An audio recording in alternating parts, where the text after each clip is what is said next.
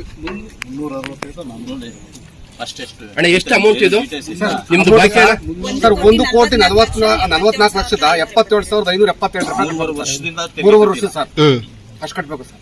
ಒಳಗಡೆ ಏನು ಬಿಟ್ಟಿಲ್ಲ, ಪ್ರತಿನಿತ್ಯ ಕಟ್ ಮಾಡಿ ಎಲ್ಲ ಕುಯ್ದು ಮಾರ್ತಾವ್ರೆ. ಈ ಸಂಸ್ಥೆ ಇದೇನು ಮುಚ್ಚೋಗ ಲೆವೆಲಿಗೆ ಬಂದಿದೆ. ಇನ್ನು ಹಬ್ಬ ನಡೆದು 1 ತಿಂಗಳು 2 ತಿಂಗಳು ನಡಿಬಹುದು. ಕ್ವಾರೆಯಿಂದ ಬರ್ತಕ್ಕಂಥ ರೋಪೆ ಇಡೀ ವಿಶ್ವದಲ್ಲೇ ನಮ್ದು 2ನೇ ರೋಪೆ ಆಗಿ ಪರಿಗಣನೆ ಆಗಿತ್ತು. ಅದನ್ನು ಸಹ ಎಲ್ಲ ಪೂರ್ತಿ ಕಟ್ ಮಾಡಿ ಹಾಕ್ಯವ್ರೆ, ಪೈಪ್ ಲೈನ್ ಕಟ್ ಮಾಡಿ ಹಾಕ್ಯವ್ರೆ, ಕೆಲವೊಂದು ಕಟ್ ಮಾಡ್ಯವ್ರೆ. ಇನ್ನೇನು ಇಲ್ಲ, ಒಳಗಡೆ ಇನ್ನೊಂದು ಸ್ವಲ್ಪ ಸ್ವಲ್ಪ ಉಳಿಸ್ಕೊಂಡವ್ರೆ. ಅದನ್ನ ಯಾವಾಗ ಕಟ್ ಮಾಡಿ ಇವರು ತೆರಿಗೆ ವಂಚನೆ ಮಾಡಿ ಇವ್ರು ಹೋಗಕ್ಕೆ ರೆಡಿ ಅವರೇ. ಆದ್ರಿಂದ ಪಂಚಾಯಿತಿಗಳಲ್ಲಿ ನಮ್ಗೆ ಏನಾಯ್ತು ಅಂದ್ರೆ ಮೂಲಭೂತ ಸೌಕರ್ಯ ಕಲ್ಪಿಸಕ್ ಆಗ್ತಾ ಇಲ್ಲ. ಸುಮಾರು ಕಾರ್ಮಿಕರಿಗೆ ನಾವು 8 ತಿಂಗಳಿಂದ ನಮ್ಮ ಪಂಚಾಯಿತಿ ಕಾರ್ಮಿಕರಿಗೆ ಸಂಬಳ ಕೊಟ್ಟಿಲ್ಲ. ಹಾಗೂ ಅಂಗವಿಕಲರಿಗೆ ಅವ್ರಿಗೆಲ್ಲ ಅನುಕೂಲ ಮಾಡಿಕೊಡಿ ತೆರಿಗೆ ದುಡ್ಡಲ್ಲಿ, ಅದು ಸಹ ಮಾಡೋಕ್ಕಾಗ್ತಾ ಇಲ್ಲ, ಅಭಿವೃದ್ಧಿ ಮಾಡೋಕ್ಕಾಗ್ತಾ ಇಲ್ಲ. ಆದ್ರಿಂದ ವ್ಯಾಪ್ತಿಗೆ ಸೇರಿದ ಐಡಲ್ ಬರ್ಗ್ ಸಿಮೆಂಟ್ ಕಂಪ್ನಿಯವರು ಸುಮಾರು 3 ಅದನ್ನು ಬಿಟ್ಟು ತಿರ್ಗಾ ಕೊಟ್ಟು, ಅದಾದ್ಮೇಲೆ ನಮಗೆ ಇದು ಯಾವುದು ಸರಿಯಾಗಿ ಇದು ಮಾಡಿಲ್ಲ, ತಿರ್ಗಾ ಜಂಟಿ ಸರ್ವೆ ಮಾಡಿ ಈಗ ಸರ್ಕಾರದ ಆದೇಶ ಏನಿದೆ ಆ ರೀತಿ ಕರೆಕ್ಟಾಗಿ ಕರಪ್ಷನ್ ಮಾಡಿ ಕೊಟ್ಟಿದ್ದೀವಿ. ಅವ್ರು ಹೇಳ್ತಾರೆ ಈಗ ಕಟ್ಟಡಕ್ಕೆ ಲೈಸೆನ್ಸ್ ತಗೊಂಡಿದ್ದಾರೆ. ಕಟ್ಟಡಕ್ಕೆ ಲೈಸೆನ್ಸ್ ತಗೊಂಡು ಭೂ ಪರಿವರ್ತನಕ್ಕೆ ಹಾಕಿಲ್ಲ ಅವ್ರ ಹತ್ರ. ವಸತಿ ಉದ್ದೇಶಕ್ಕಿಂತ ಭೂ ಪರಿವರ್ತನಕ್ಕೆ ಹಾಕಿದ್ರೆ ಬಿಡ್ಬೋದಾಯ್ತು. ಅದನ್ನ ಭೂ ಪರಿವರ್ತನಕ್ಕೆ ಹಾಕಿ ಕೊಟ್ಟರೆ ಈಗಲೂ ಬಿಡ್ತೀವಿ.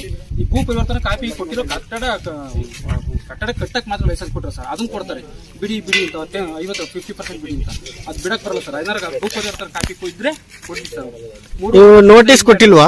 ಕೊಟ್ಟಿದ್ದೀವಿ ಸರ್. ಏನು ಉತ್ತರ ಏನ್ ಬಂದೈತೆ? ಅದೇ ಈ ತರ ಒಂದೊಂದು ರೀತಿ ಒಂದೊಂದು ಬಿಡಬೇಕು ಅಂತ ಬರ್ತಾರೆ. ಒಂದೊಂದು ಆಗ್ತಗಳು ಹಿಂಗೆ 3 ವರ್ಷದಿಂದಲೂ ಹೇಳ್ತಾರೆ ಸರ್. ಬಿಲ್ಡಿಂಗ್ ಎಲ್ಲ ಬಿದ್ದೋಗ್ಬಿಟ್ಟವೆ, ಅದ್ರದ್ದು ಬಿಡಿ ಅಂತ ಇದು ಮಾಡಿ ಲೆಟರ್ ಕೊಟ್ಟರು. ನಮ್ಮ ಆಪ್ಷನ್ ಸರ್ ಹಂಗಿಲ್ಲ ಸರ್.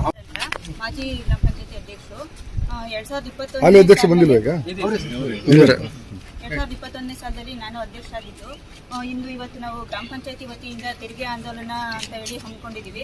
ಅಂದ್ರೆ ಎಲ್ಲೆಲ್ಲಿ ತೆರಿಗೆ ವಸೂಲಿ ಆಗಿಲ್ವೋ ಅಂತ ಕಡೆಯಿಂದ ನಾವು ಅವ್ರಿಗೆ ಅರಿವು ಮೂಡಿಸೋದಕ್ಕೋಸ್ಕರ ಅಂತ ಹೇಳಿ ಈ ಆಂದೋಲನ ಹಮ್ಮಿಕೊಂಡಿದ್ದೀವಿ. KEBಗೆ ಹೋಗಿದ್ವಿ, ಅಲ್ಲಿ 2016-17ನೇ ಸಾಲಿನಿಂದ ಅಲ್ಲೂ ತೆರಿಗೆ ಪಾವತಿ ಮಾಡಿಲ್ಲ. ಹಾಗೆ ಇಲ್ಲೂ ಅಷ್ಟೇನೆ 3.5 ವರ್ಷದಿಂದ ಈ ಕಂಪನಿಯಿಂದನೂ ನಮಗೆ ತೆರಿಗೆ ಇದಾಗಿಲ್ಲ.